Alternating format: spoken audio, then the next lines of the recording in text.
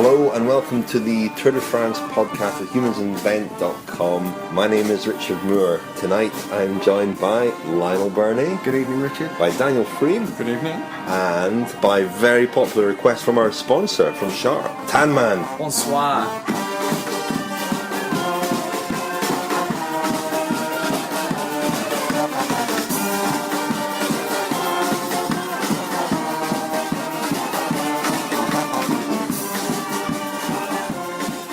Well, that was some interesting music there that I think you caught on your recorder earlier, Daniel. Yeah, it was. I was looking for the finish and I found a fantastic, about 20-piece band. It's quite sensational. Can you describe them a bit more? Not Lionel. Lionel is our man for descriptions, Richard. Even though Lionel wasn't there. Oh yeah, even though Lionel, he'll be able to set the scene. You're not very good at descriptions, are you, Daniel? Come on, you can tell. It was men, a band. women. It was a band. They seemed to be wearing some kind of folkloric dress, if that's a word in English. They were wearing white kind of overalls, actually. I thought they kind of looked like Basques, but they wouldn't have been Basques here, and it certainly wasn't Basque music. But it was very good. That was a good description. Thanks. Well done. Thanks. Oh, I can picture the scene. For a guy who writes so lyrically, I didn't think it was that great. I've just conjured up an image of folk, what do you call them, Morris men, Morris dancers. That's kind of what it was, Lionel, yeah. Inmates at Guantanamo Bay, but in white overall, travelling orange. That's my image. I don't know. Anyway, there's a plane going overhead. So, Lionel, tell us where we are tonight. Well, we're standing in a marquee outside the exposition centre in Tours, overlooking a car park. The budget must be getting spent because we haven't even got chairs this evening. We're having to stand around in a little huddle. But things are looking up because our hotel tonight is the marvellous looking Hotel Les Fontaines. Your hotel? I don't think mine is. I think mine might be the rather unmarvellous looking premier class. Well, what about you? Well, speaking about the premier class, this creaking and squeaking, it sounds a bit like an old mattress in a premier class hotel, which has been maybe when you stay there, Tam Man. I don't know what you get up to, but anyway, I'm taken. Moving on, chaps. I knew that having Tan Man might be a mistake. Let's talk about today's stage, finishing tour, won by Marcel Kittel. A new era is upon us, perhaps. This was, I think, the first sort of real straight head-to-head between Kittel and Cavendish. The first stage that Kittel won, Cavendish was held up by a big crash in the closing stages. The stage that he won a couple of days ago, Cavendish hit his teammate on the way to the line, and that certainly disrupted him a little bit. And so this one was a straight fight, and Kittel emerged the winner. Now, coincidentally, Lionel, you spoke at the start to Matt White of Orica Green Edge on the subject of sprinting. Can you tell us a little bit about what he said, and we'll hear from him? Well, yeah, we will hear from him, but basically I just noticed this morning that a lot of the riders from Argos Shimano, Orica, Omega-Pharma and Lotto Belisol, the trend of wearing skin suits for these flat stages has really taken off now, and everyone's doing it. So that was the starting point for my conversation with Matt White. Yeah, that or the washing hasn't been done for the last couple of days. Look, it's a very fast day today. It's crosswind, cross-tailwind, and it's a pretty typical Tour de France flat stage. Yeah, a lot of talk now about power outputs, wattages, and all of these. Sky coined the phrase, I guess, marginal gains, but it's becoming ever more important, isn't it, to just find those little savings wherever you can.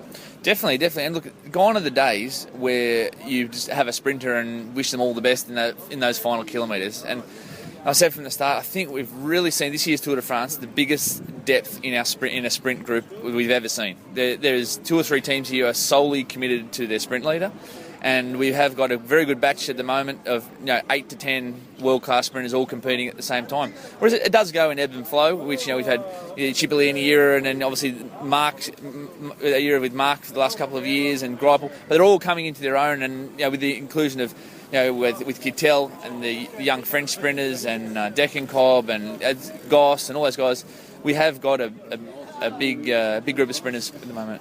When you look at all of the sprint stages as they unfold, they tell us a little bit more about each team's tactic. For example, Lotto Belisol seem to come to the front at a very similar point each day. Omega-Pharma similarly. So what is Orica Green Edge's strategy, perhaps without giving too much away to the opposition? Yeah, well, we haven't got the numbers that those guys have got. We came here with a lot more diverse team, so we were more open to some of the medium mountain stages. And we've got 3 guys designated to Matt Goss, Svein Tuff, Brett Lancaster and Darryl Impey.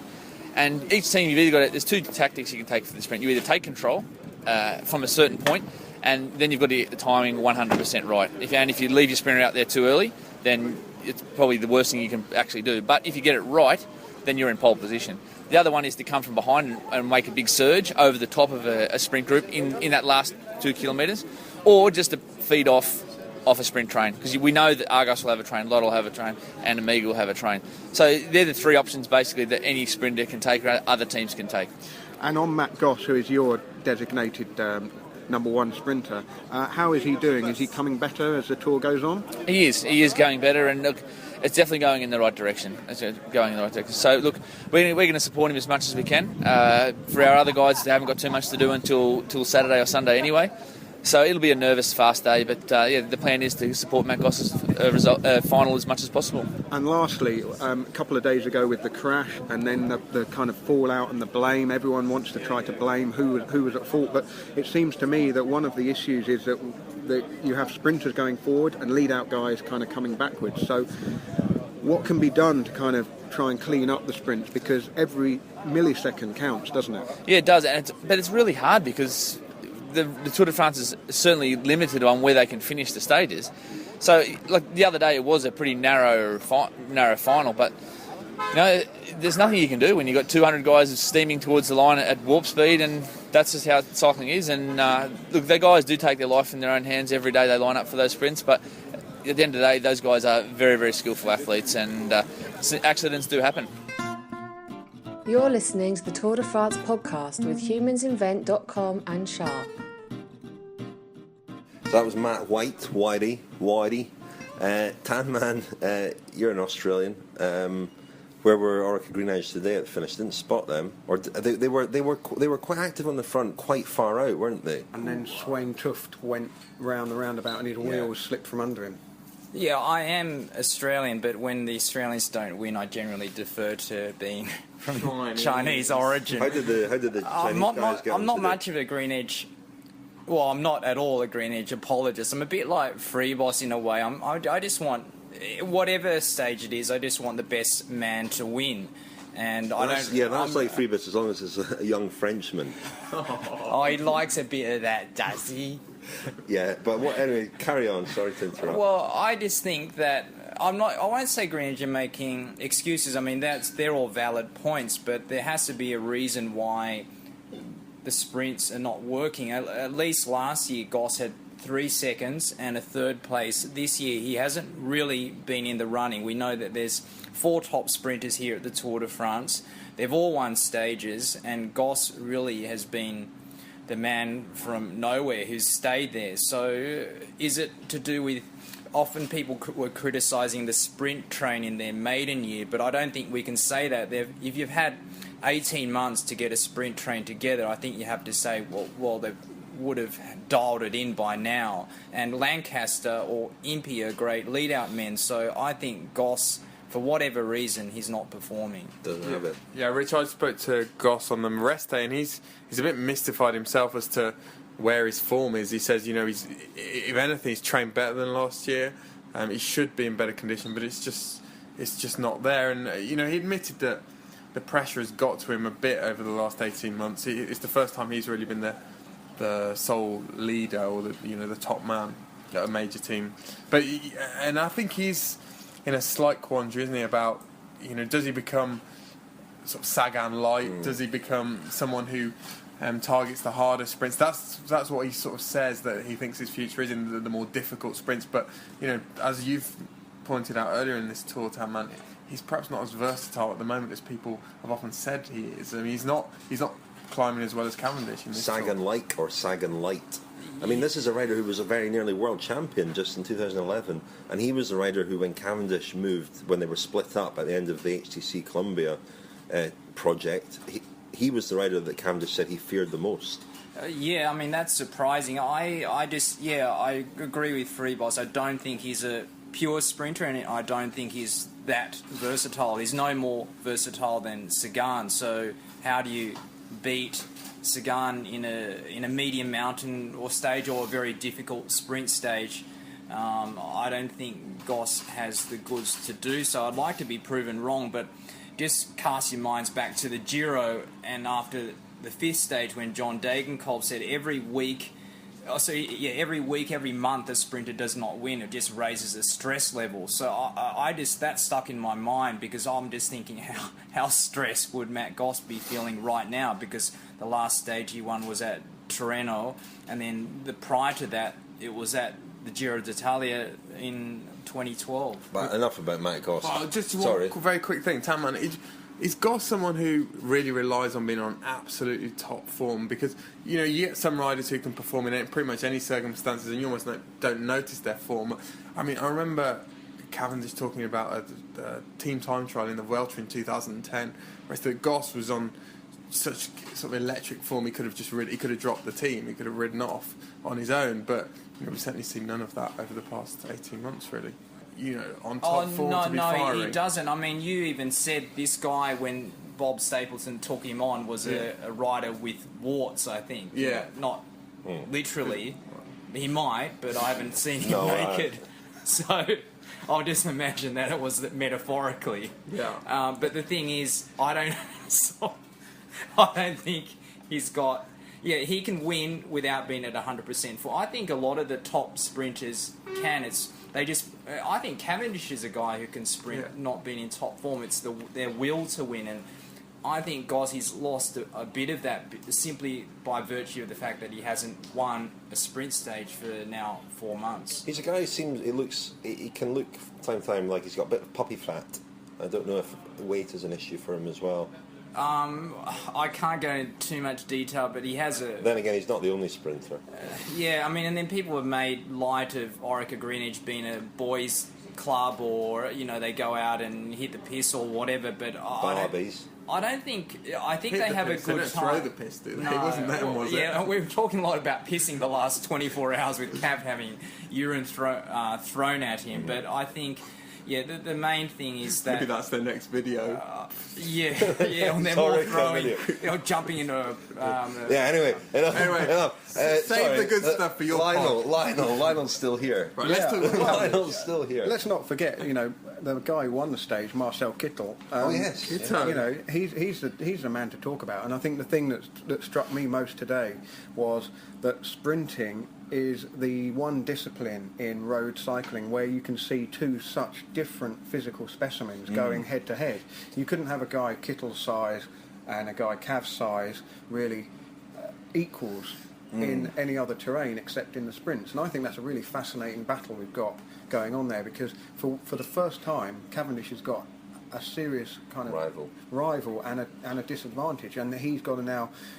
I know that him and Steegmans are not quite hitting the marks absolutely spot on. Steegmans kind of took him up to speed perhaps a little bit too early and left him with a little bit too much to do, and Kittel's size and power is just, you know, it's unrivaled at the moment, isn't it? Cavendish, to be fair to him tonight, he's somebody who lets his frustration be known if he's frustrated, and his anger bubbles up. We've seen that a couple of times at the Tour. He was very, very gracious after the finish today. Well, he's been on his best behaviour all day today, hasn't he? He was. He's doing very well. Whether he's had a little pep talk from somebody, but it's not often that we hear him say that he was beaten by a better man, because often it's not a case that he's beaten by a better man, it's a case that perhaps circumstances have gone against him, whereas today there was absolutely no doubt, because Kittel came from so far back. He was very, very generous towards his team as well, and said that they'd done an excellent job, and they certainly looked better, but they were swamped at one point, I think, by Argos. Shimano came steaming up the outside right at the end, and I think Tony Martin was at the front at the time, and he got kind of boxed out a little bit, and at that point Cavendish did seem to lose Steegman's wheel for a little bit. He then had to find it again, and at that effort may have cost him. He didn't use that as an excuse. I actually spoke to Patrick Lefebvre just after the stage, and I asked him about that. And the lead-out train there today, Mark, to be beaten fair and square. No, I think today the lead-out was 99% okay. Just a while, the Argos guy closed Tony, but Matteo and Gert went out right moment. Mark seemed to lose Gert's wheel for a little bit and had to maybe make an effort to get back to him. Or... I don't know. I think Gert started at the right moment. Maybe he could have waited another 10-20 meters, but it was backwind. I think he's beaten by Marcel Kittel, who's for the moment is the fastest. Do you think the difference is the teams, or do you think that Kittel is at the moment going a bit quicker? The team is not going quicker. Our team was very good today.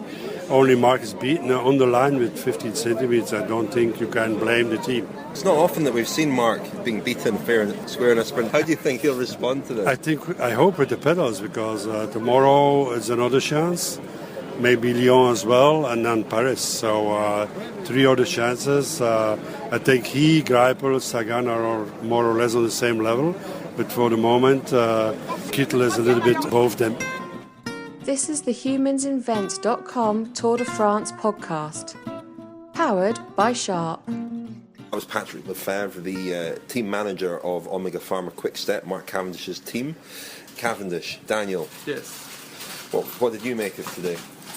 I think it was an improvement as far as the team is concerned. Their issue, I think, so far in this tour, something they're talking about a lot amongst themselves, is that they're looking at Cavendish's power files and they're seeing that there are big spikes in the last 4 kilometres. And he talks about this kind of sweet spot of about 450, 500 watts, where ideally he'd be on that the whole time until... really when he's led out with 200, 250 to go, and then he kicks and he's up over 1,000 watts. But what they're seeing is that he's having to go close to 1,000 watts several times in the last 4 kilometres. I think part of that is the understanding with Steegmans at the moment is a little bit troublesome, because Steegmans is so fast, and when Steegmans decides to go and he decides to move up positions, it's almost too quick, and Cav is having to do huge efforts to just stay in his wheel. He talks about surfing, doesn't he? He talks about surfing on the wheels, and that doesn't sound like surfing, but more like lots of mini accelerations. Yeah, exactly, and surging. Surging. Yeah. And we talked about Cav's. Well, we talked about form, and Cav's form is not brilliant. He's still suffering slightly, having come off the antibiotics in the first week of the tour, and also he's got a slight problem on one buttock, I think. Left buttock. Oh, this is exclusive information. How do you know about that? He told me yesterday. I thought it was maybe when you got together with those young Frenchmen. What? Oh my goodness! I want to talk about. I think you're sort of being almost Cav apologist in a way. I think he got a good lead out. I mean, no. I thought he got a good, because the way he was so composed after the stage. You have to, if he was going to blame anyone, he would have been so angry. And I think if it was last year, he would have won that stage. Yeah, Kittel wasn't a factor, and I wanted to ask actually Kittel where he's found his explosivity from, because compared to just 12 months ago, he was so much. He's got. Yeah, talking about surges, for such a big guy, I'm just not. I know he's got better and more explosive, but has Cav lost a little bit of his? So much of that talk in his autobiography was about his double kick. Has he lost a bit of that? I think that there was a feeling at the Giro that people were getting closer. A few people said that at the Giro, but then sporadically, I think the stage he won here in Marseille, he showed again that he was quite clearly superior. So I think intermittently he's still as superior as he was. But I think the team is an issue at the moment. And what they're seeing when they look at the power files, they're seeing something similar to what they saw with Greipel in the early days at T-Mobile and HTC, where he was making mistakes and losing wheels, etc., and having to do these big surges to get into position, and then wasn't fresh for the finish. I mean, Cav always says that a sprint is not about who's the fastest. It's about who's the freshest in a way. It's about who's the fastest when everyone is on their knees, and I think he's more on his knees than he has been in the past coming into the last. You have to say though, Freeboss, that sprint in Saint Malo was so impressive. It really did show Kittel's finishing speed, because he nailed Greipel. Like Greipel, that's when I realised that even though so much of that talk was built between Cav and Greipel when they left HTC, I realised that Greipel he's never had that kick, and now he's come into. Now he's come across someone who does have a good the Tiger Sprung, as they call it in German. Oh, really? Nice. Greipel's always been... I like that. I'm going to use that. Greipel's always been limited, I think, as a sprinter. He had a perfect lead out into Saint Malo, and Kittel's just looks like the real deal. He looks a bit better, doesn't he? And he's only 25. He's coming into his peak. And it must... You know Mark very well, Daniel. I mean, he's 28. How will he respond to having a genuine rival for the first time in his career? I don't know. It's a good question. I mean, we've always wondered whether that was the, Tamman, you talked about a double kick. Well, that could be the double kick in his career. That could be the spur that then, kind of throws him forward to aim at even loftier goals than he has done in the past. I reckon this is great for Cav, because I think he needed some. I think perhaps he was getting a bit too complacent. I mean, those victories were coming very easily to almost, like we were talking about sprinters not being able to win, not in 100% form. Cav was one of those guys, and perhaps this is what the fillip he needs. And imagine if Kittel had a lead-out man like Henderson. I still believe he's at the moment the best lead-out man in the world. So I'm not disparaging Corn de Court or anything like that, or Valers, but if Kittel had someone like that, then Cav needs to start getting a bit worried. Daniel mentioned the Germans there, and that's 3 German stage wins in a row, isn't it? 5 in all, is that now? Yeah. Kittel 3, Tony Martin, Andre Greipel, and yet the Germans are still not getting to see the TV coverage back in Germany. And Kittel was asked about that in the press conference, wasn't he? And there's a sense that, is Germany going to fall back in love with the tour? And I wonder whether it would take Kittel could be the man. Yeah, sort of. If you can't love Kittel, who can you love, Daniel? Well, I think Gerard Holtz is the French TV presenter. Yeah, he's much more enamoured than I seemed to be the other day with Kittel. Really? Yeah. Did you witness that today? Oh yeah. He kind of giggled girlishly and How did that manifest and said, itself? He has a crazy charm, this boy. he is, what is he, Daniel? 7 foot of German condensed muscle, chiseled jawed.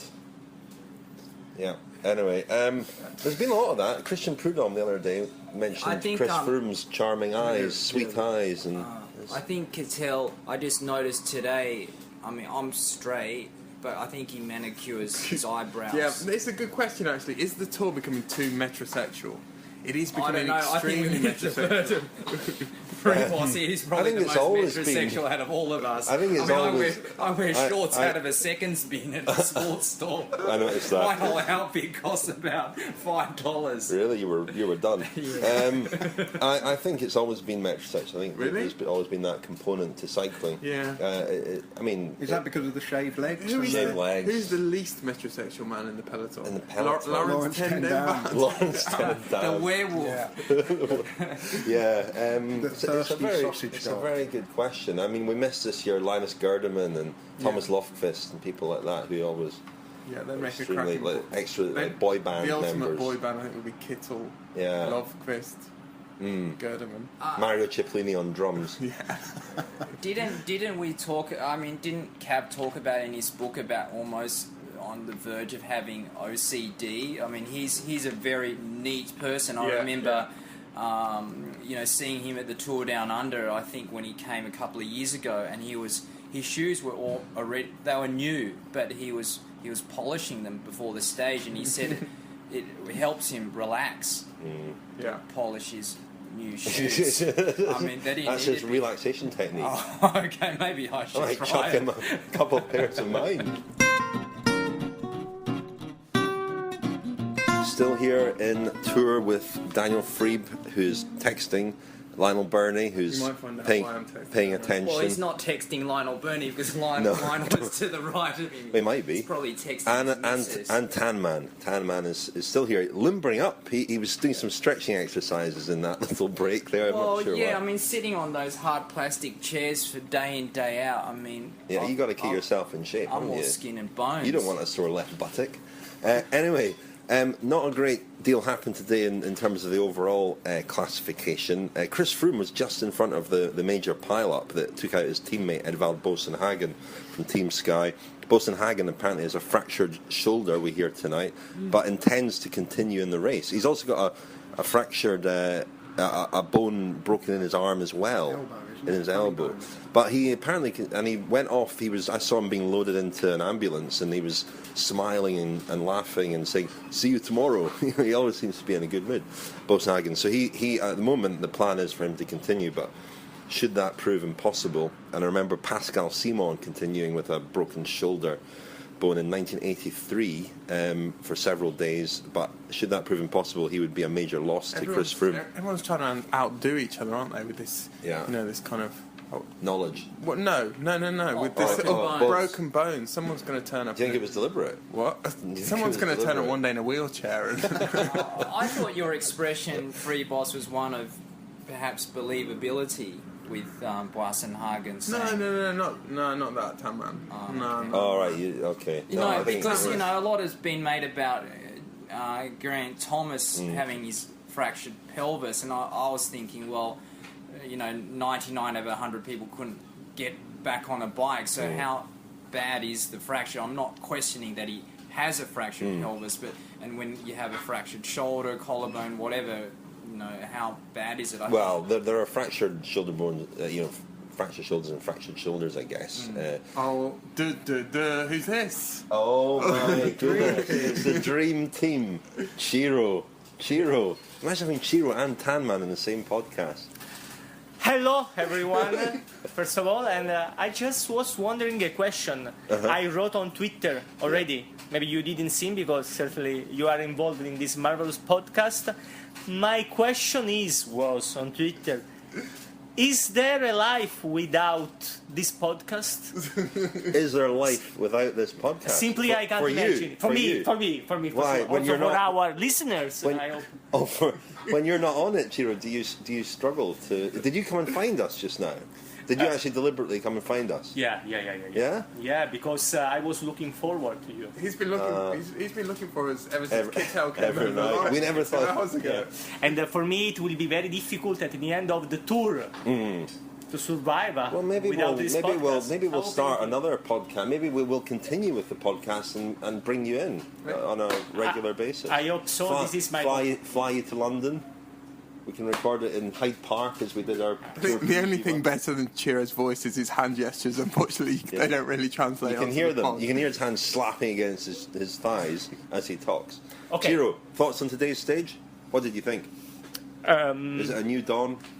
Kittel's the man? I read that Cavendish said that Kittel is the next big thing. Yep. And so I agree with him. It will be now for Cav harder to win bunch sprints in the Giro. In the Tour. We're in the Tour now, not the Giro. In the Giro of France, sorry. The Giro of France. Excellent, thank you, Chiro. Well, listen, we were about to introduce an interview. Very helpfully, he's got the tour route map on the back of his T-shirt. The route map, really. Unfortunately, it's last year's tour. I was thinking just in case he loses his road book. Someone finds him in a ditch, they know what town to take him to. We were trying there before Chiro wandered into the scene. We were trying to introduce an interview that you did today with Lionel with Rod Ellingworth, who is the race coach at Team Sky, been involved since the start, was Cavendish's coach.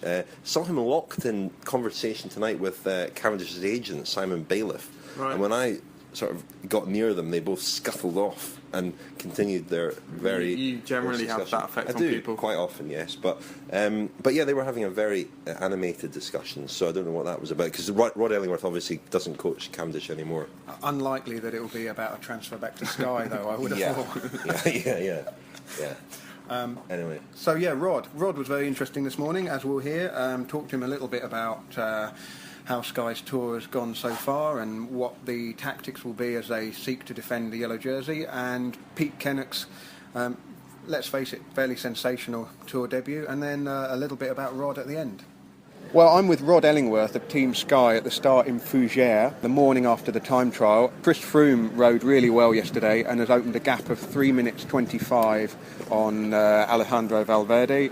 It looks like a commanding position, but tactically, what does this leave you with now in the race? Because you've got the onus to control in the mountains, but on the flatter stages leading up to Mont Ventoux, what's your role in the race going to be, do you think? For Chris, it's just staying out of trouble, isn't it? And just giving him every opportunity going into Ventoux to be able to possibly gain more time if he can. He doesn't have to, does he? But I think we've got a little bit of a cushion now. So if we do have any incidents in the next sort of 3 or 4 days, I think we've got a bit of time to play with. So tactically looking ahead, you've got the mountain stages and the next time trial, which I think is obviously a harder time trial than what we've just done. So potentially Fumi will do well there as well, and take more time. So like today, I reckon we're going across France in a different direction to what we'd normally race across France. We don't very often race diagonally across, so it can throw up a few different scenarios. I think it's quite covered, so it shouldn't be too windy, but we do know it's going to be crosswinds at times. So these are nervous days. I don't think you can never really relax. We're sat watching on the bus at the end, and every time Fumi takes his hands off the handlebars to get through, you're like, oh no, put your hands back on your bars, So it's just every day is just nervous days, really. What's the feeling in the camp when you've got the yellow jersey and you've got such a firm grip on it? But it must be the difficulty is not letting complacency come in and think that the job is done. Yeah, I mean, I think there was a lot of people have sort of said, oh, you won it last year, it must be quite easy. Well, it's a completely different team, really. There's only Costa and Edvold, Fumi, Richie. I suppose half of them were here last year, but it feels a completely different team without Brad. It's another person in the yellow jersey who has his own different ways of racing, and I think to what Brad has, so it feels like a completely different race and just as nerve-wracking. And I think the lads, you've got people like Pete and Ian, it's their first tour, so they're nervous about it every day. I think they're not taking it lightly, that's for sure. And as a team, Dave B's certainly not slacking in any shape or form on what we need to do every day. He's on us 24/7. Yeah, as ever. Yeah, you've known Pete Kennock for many years, since he was an under-23, probably before that, because you would have been aware of him as a kid who came over from the Isle of Man, kind of almost in the footsteps of Mark Cavendish. Yeah, sure. How has his performance in this tour struck you? Because it seems like a rider it doesn't seem like a rider who's making his debut in the race, that's for sure. I'm not surprised at all. I mean, not saying I knew exactly what Pete was going to do, but I'm really not surprised, because Pete has a great talent. He's always shown that when he's on. I think he's had this last year quite a few injury issues, so that sort of kept him down a little bit. I think his passion to win Olympic gold in London, also sort of kept him away from the limelight a little bit, because I think he's capable of doing this maybe last year at least. So I'm not surprised in any shape or form that he's here and doing what he's doing. The other thing is, what I know about Pete is he rises to the occasion. So the bigger the occasion, the better it is. He doesn't, it doesn't bother him. So, I think he's only going to grow even bigger from here. The thing is with someone like Pete and their attitudes, and like Cav and the likes, it's now time to just keep your feet on the floor. Keep working hard, because that's what's got him where he is. He's worked really, really hard, and he's committed to it, and that's what he's got to keep his mind on the game, really. A lot of people who were in the press conference on the rest day were surprised to hear Pete say that he had actually called you and said, I don't think I should do the Giro, because the Giro was initially on his plan. Yeah. A lot of people in professional sports teams are really reluctant to deselect themselves from a big objective like that. So, I mean, to me as an outsider, that strikes me as kind of one of the strengths of Sky, is that the riders are encouraged to be honest about how they're going and not necessarily just stick with a plan if it doesn't feel right. Yeah, I agree, and I think it's all about honesty and openness, and I think it was something which, within British cycling, and certainly leading up to a road worlds like we had in 2011, that was a massive thing that I was trying to promote, or that we try and promote in British cycling, is honesty. And if you're not up for the game, it's about the team winning, it's not about the individual. And if they're not up for it, they've got to say, and nothing worse. You're in a dark place if you say you're good and then you get there and then you're not good. And I think some people just have, a bit like Kirienka, who never really saw that one coming at such a big rate, And he went home, I tell you, so disappointed. So Pete turning around and saying about the Giro, you can have them conversations with these guys, know them a long time, coach them a long time, their characters, and I think open honesty is something that I've always promoted with these guys, yeah. And can you just explain what your role is on a day-to-day basis on the Tour de France? Because we see you around all the time, but you're not in the lead sports director's car with Nico. No. So what does your role entail on a daily basis? Mainly, really, is to try and support the Nico and the performance of the team, and just from behind the scenes, really support it in any shape or form in terms of the media. Make sure that's not really impacting on what we're doing. All the daily plans and making sure people are in the right place to do their job. So all the plans leading into and just making sure coming into the Tour all the recons were done properly. Have we seen what we wanted to see? Make sure everybody's got the communication well within the team, so everybody's aware of what's happening.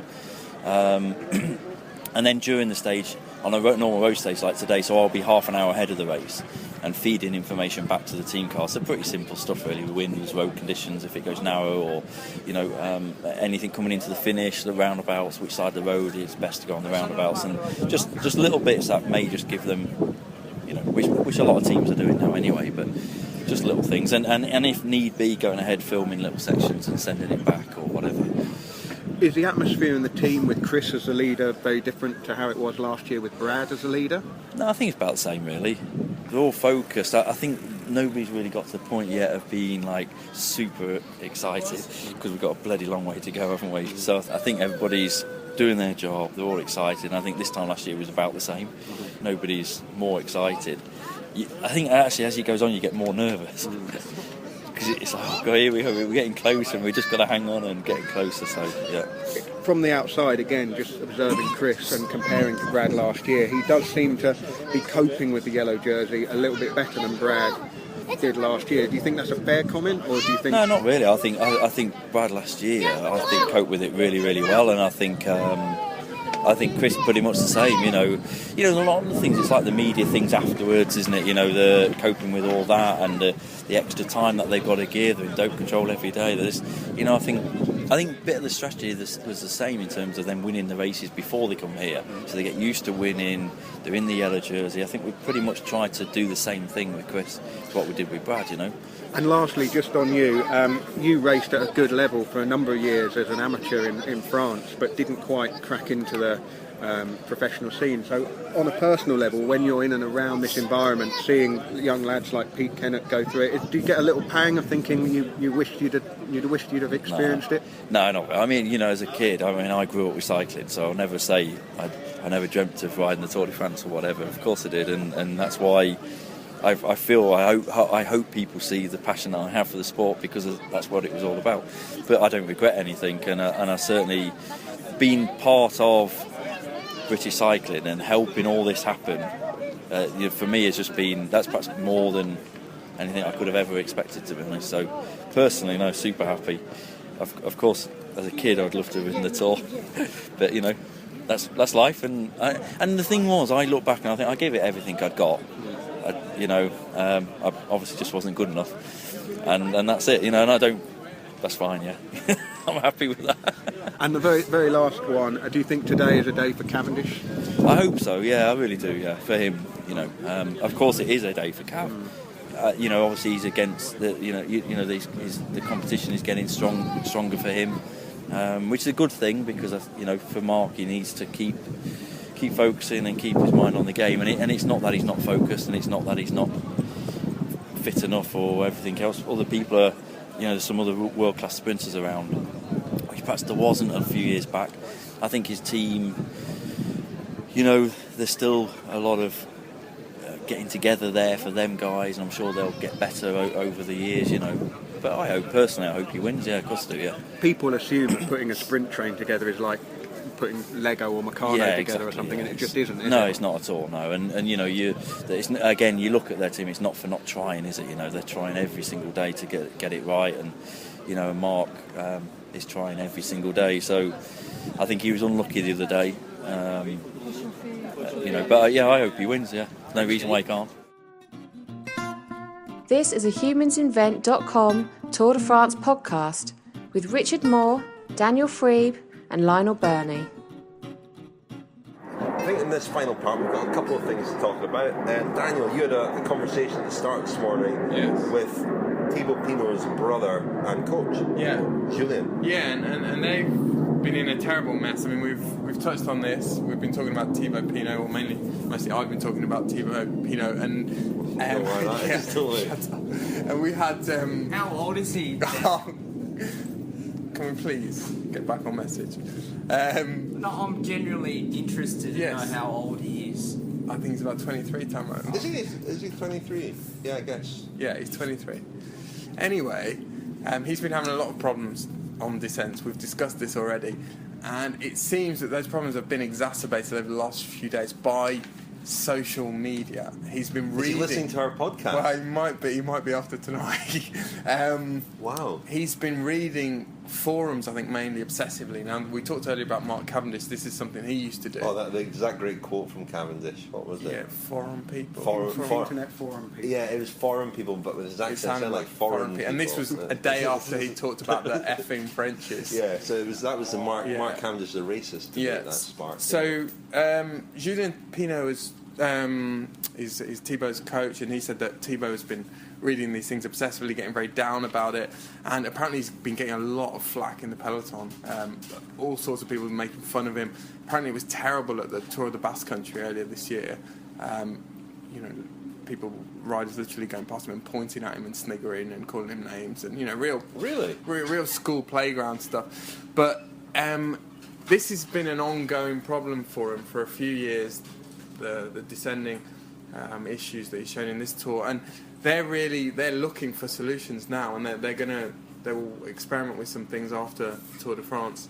Apparently they've suggested all sorts of help before, psychological help, technical help, and Pinot has always rejected it. Giving him fake Wi-Fi passwords and stuff like that as well. That kind of thing. Yeah. What would that? Well, just the social media thing. Oh, okay. Yeah. This is a big problem, I think, for a lot of riders. Is he on Twitter? Yes. Yes, he is. I just think it's an interesting side issue. Actually. I was discussing it the other day with some colleagues, and I think that some of the vitriol on Twitter, I mean, we've all been exposed to it when you write a column or a story or whatever. Especially me. I mean, I just block them because I don't really want to have a conversation with someone I don't know. I'm prepared to have a conversation with someone I do know, but I think a lot of that vitriol can be quite hurtful, and especially to athletes. They are larger than life. They are warriors of the road, but they're also human beings, and I think a lot of that anger that the fans feel, they don't think before they write or they tweet, and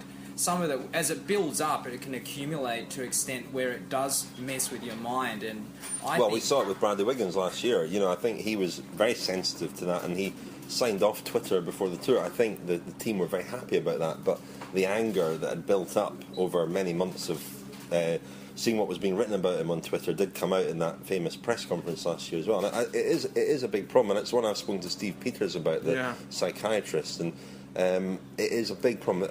They are, especially at the Tour, he said, on a race like this, riders are even more vulnerable to that sort of criticism. the negativity is augmented because for athletes as opposed to ourselves, because they've got, we've got 5, 10,000, 20,000 followers, and they've got over 100,000. So you're a thick-skinned, tan man. I can handle it. Yeah. He's crying now. No, I just feel for athletes who are exposed to it. I mean, I just see the stream. If you just look at a stream from Cavendish after the other day, I mean, I don't think he needs it. I'm talking about a Twitter stream, not the urine stream. But the thing is, I think it's not only it's very disrespectful, it's unfortunate, and then it also casts a slight on the the cycling fans who we expect to be educated, especially at the Tour de France. I mean, I'm sorry, Lionel, go on. Well, I was just going to say, I think the easiest thing for people to say is to say, well, ignore it, or don't pay attention, or don't let it get to you. And I think that's, for these athletes, they're coping with so much in terms of just the physical demands, which in turn erode away at the kind of mental strength and well-being when they're tired and going through the routine of the Tour de France every day. It's, first of all, to block it out. The only way really to do that would be to just not be on Twitter or a social media site. So if they are on it, what sort of coping strategies do they have in place? Who's advising them on, what to do? And I think a lot of the sort of older school team managers will probably take that view of, don't let it get to you, which really is worse than useless. They're all on it though, and even people who you don't think are on it. Yeah. So what do you reckon, Lionel? Just get off it before the Tour, or get off it I think in total? For something like the Tour, I mean, it's something back in the UK with football clubs having Twitter policies and saying, they don't want their players on Twitter. Simply because of the abuse they attract from fans of other clubs or from their own club, or stories that get out of hand, or just constantly issuing denials to stuff maybe that's in the press. And I think when you're on the Tour de France, what's it actually adding? Is it helping them at all to be in an environment where pretty much anyone can hit you with rotten tomatoes at any point if that's what they feel like, if that's how they want to engage? And then it's up to the rider, each individual, then they have to feel that, cope with it, process it, and I don't think that's helpful in an environment as stressful as a Tour. I agree. I mean, Team Sky constantly bang on about marginal gains. I think every single piece of filth that's directed towards an athlete and that they read on Twitter is a marginal loss. I mean, just going back to Pinot, I mean, it really is purely psychological. Like his brother says that, they do cyclocross in the winter, and he's fantastic. His bike handling is fantastic. They mess around on mountain bikes, same thing. So there's absolutely no technical issue. But now, I think they're convinced that a solution will certainly not be found in the next 10 days. And really, he just has to get through the next 10 days as best as he can. And it's such a shame because his condition is good. But they're now talking in terms of riding in such a way that he's not confronted with this problem, so in the Alps he will look to go in breaks, not because it's advantageous, but purely so he doesn't have to deal with riding in a big peloton. Can they not cut out the descents and get a cable car? Von 2, of course, there are no descents on Von 2. Well, that was, and they're really, they're talking that stage up because that is one opportunity he'll have. He'll have a day where he doesn't have to think about it in the mountains. Just back onto the social media or forums and stuff, has that really got to Pinot then, the criticism that he's had? Yeah, absolutely. He was told not to look at, I think it's forums mainly, but it might also be social media.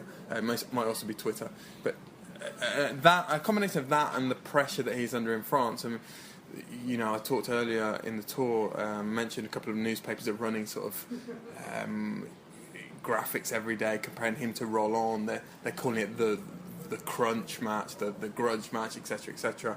And there's a huge amount of pressure. I mean, Julien Pinot said if Thibaut had answered the phone to every journalist over the last 6 months, he would have had 2 hours for himself every day. The rest of the time, he'd have been on the phone to journalists. So, I think.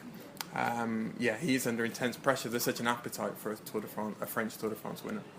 Just to go back on the Twitter thing, because it's not all negative. There's an awful lot of, there is a lot of gain, I suppose, from it. Fans can get close to the athletes and tweet messages of support as well. But I think there's something about the psyche of, each critical message hits home perhaps a little bit more than the positive messages. And I think a lot of athletes, when they're on that edge, when they're probably way more aware of their shortcomings and their failings than any of we are or any of the fans are. I think there's a massive disconnect between what fans think athletes are like and what they're actually like. They are, it's part of the game to appear invulnerable and strong and above all that, but in actual fact, they are quite sensitive, and especially at a race like this, and vulnerable. Is it time for the... Yeah, it is time for... Is it that time of day again? We're going to do it. And now, Pedaler du Charme. Oh, that was Ciro there. Wonderful to hear from our Italian friend again. And this is our Peddler de Charme, our daily award. Daniel, any Peddler de Charme today? It's not really rich, to be honest. Brilliant. Thanks, Daniel. Always a great contribution. Tan Man, come on, you must have a Peddler de Charme today. Well, I'm looking through the 182 riders here, and what are you talking about? Charm in terms of charisma? It can be anything. It's a very broad or the topic. way that they're charming It can, peddling it style. can manifest itself in the way they ride, or their manners, politeness, class, whatever you want to call it. Oh, that's hard. I'll probably have to give it to the stage winner, wouldn't you? I mean, he's got them. Yeah, I think he's got the goods. So the way he handles himself in the press conferences, I like him. He's good, yeah.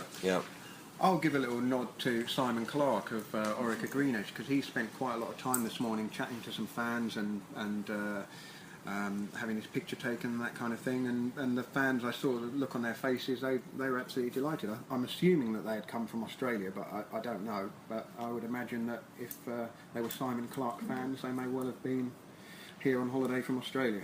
Few and far between, though, Lionel. Most of the fans here at the tour are for me.